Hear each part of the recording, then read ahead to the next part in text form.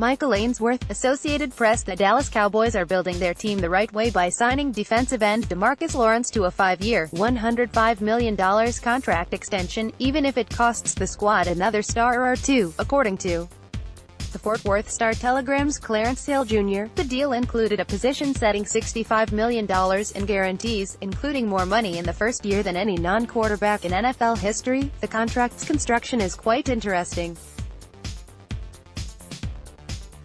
The Cowboys are now tighter against the salary cap this season, approximately $13.5 million in available space, since Lawrence's initial yield is $11 million more than if he played on the franchise tag, per the MMQB's Andrew Brandt. Yet the overall payout lessens in subsequent years to ease the financial burden once other extensions come due. According to the MMQB's Albert Breer, 47.9% of the deal's initial 3-year cash flow comes in the first season. Even with Lawrence's new deal on the books, the Cowboys are expected to have over $80 million in available salary cap space for the 2020 campaign after Spotrac originally listed them with a league-high $106.6 million projection. While that appears to be an enormous number, it'll disappear quickly. Quarterback Dak Prescott, wide receiver Amari Cooper, right tackle La'el Collins, cornerback Byron Jones and linebacker Jalen Smith are scheduled to become free agents after 2019. Running back Ezekiel Elliott's rookie contract ends after the 2020 season. Difficult decisions are likely forthcoming with a couple of those upcoming negotiations, but Lawrence's extension was the absolute right move even with an eye toward the team's future. 4 positions are considered franchise cornerstones: quarterback, left tackle, cornerback and pass rusher. In some ways, the steadfast adherence to positional value is changing, with right tackle, interior pass rushers and elite mismatches in the passing game, wide receiver, tight end and even some running backs, garnering more attention and financial recompense than ever. Even so, organizations are forced to prioritize their personnel because of the league's financial realities, and positional value remains a deciding factor. Dallas Cowboys defensive end Demarcus Lawrence sacks Atlanta Falcons quarterback Matt Ryan. Scott Cunningham, Getty Image. Lawrence is a premium pass rusher. He defines Dallas' defensive identity. He accounted for 32.5% of the Cowboys' sacks over the last 2 seasons, according to ESPN stats. The Arizona Cardinals' Chandler Jones and Los Angeles Rams' 2-time NFL Defensive Player of the Year Aaron Donald are the only 2 players in the league to produce a larger percentage. Rod Marinelli's scheme is predicated on the front 4 being able to generate pressure with minimal blitz packages. The unit is reliant on individuals winning one-on-one matchups. Lawrence hasn't received much help the last 2 seasons. David Irving and Randy Gregory finished second in 2017 and 18, respectively, but neither remains an active member of the team. Robert Quinn's addition will help, but Lawrence remains the focal point on defense. Over the last 2 seasons, the 27-year-old defensive end registered 25 sacks in 145 total quarterback pressures, per Pro Football Focus. Furthermore, Lawrence is a complete defender. The 2-time Pro Bowl honoree is an outstanding run defender who tied for the most defensive stops, 22, at or behind the line of scrimmage last season, per PFF. Paying top dollar for a highly productive performer in his prime at a premium position falls into the no-brainer category.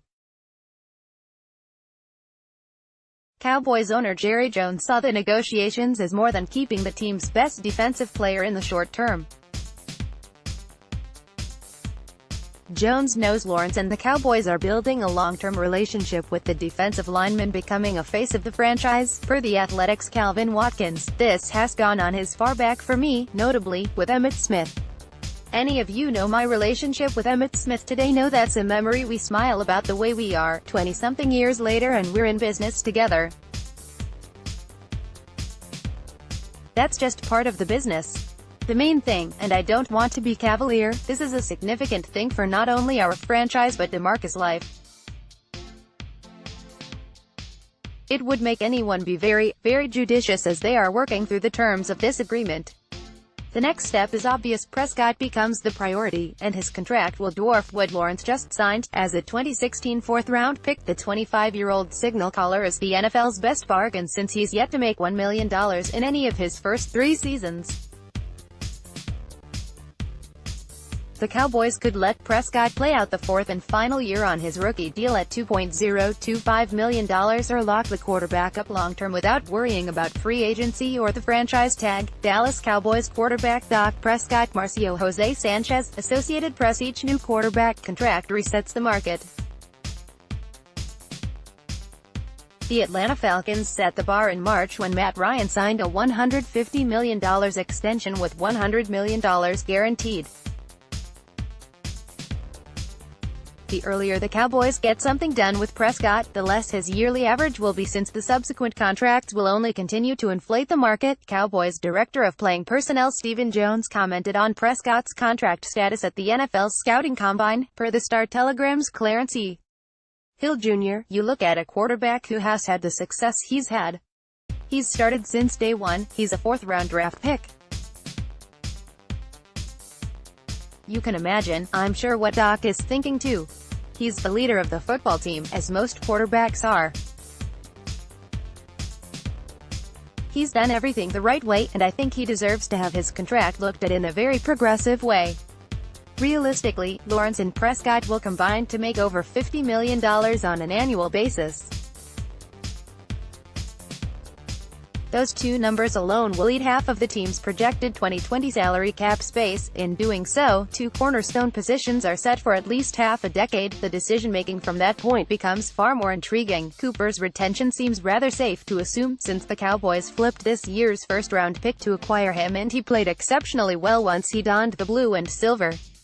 According to KD Drummond of USA Today's Cowboys Wire, the wide receiver ranked 8th overall in targets and receptions, 9th in yards and 4th in receiving touchdowns after being traded. Cooper, 24, is younger than both Lawrence and Prescott, while about to enter a ballooning wide receiver market. Right now, the NFL's 12 highest-paid receivers make at least $12 million on an annual basis. Cooper will likely push into the upper echelon of $16 million or more. He's already scheduled to make $13.92 million on the final year of his rookie deal. This year's franchise tag for wide receivers was $16.78 million. If the Cowboys want to avoid that situation and see Cooper's demands escalate, they'll likely have to make him one of the league's highest-paid receivers. That will take at least another $16 million chunk out of Dallas' available cap space. Whether the front office can actually work out a number in said range for the 2019 campaign remains to be seen. Dallas Cowboys running back Ezekiel Elliott throws a stiff arm on Los Angeles Rams linebacker Corey Littleton. Mark J. Terrell, Associated Press. Elliott falls fourth on the list of priorities for two reasons. First, his rookie contract includes a fifth-year option the team can use as a buffer before addressing his situation. Second, running backs, even those as gifted as Elliott, remain devalued in the current market. The Rams' Todd Gurley, New York Jets' Le'Veon Bell and Cardinals' David Johnson each make at least $13 million per year. Gurley was injured and outplayed by free agent C.J. Anderson during the Rams' run to Super Bowl 53. Bell was so worried about his usage he sat out an entire year. Johnson wasn't quite the same after missing nearly the entire 2017 campaign with a wrist injury, and returning to Mike McCoy offense certainly didn't help. Elliott already has 2 seasons of 377 or more touches in his first 3 campaigns. The Cowboys could ride the 2016 4th overall pick into the ground before he even sees the end of his rookie contract. Before reaching that point, the organization should add depth in an attempt to take some pressure off its workhorse.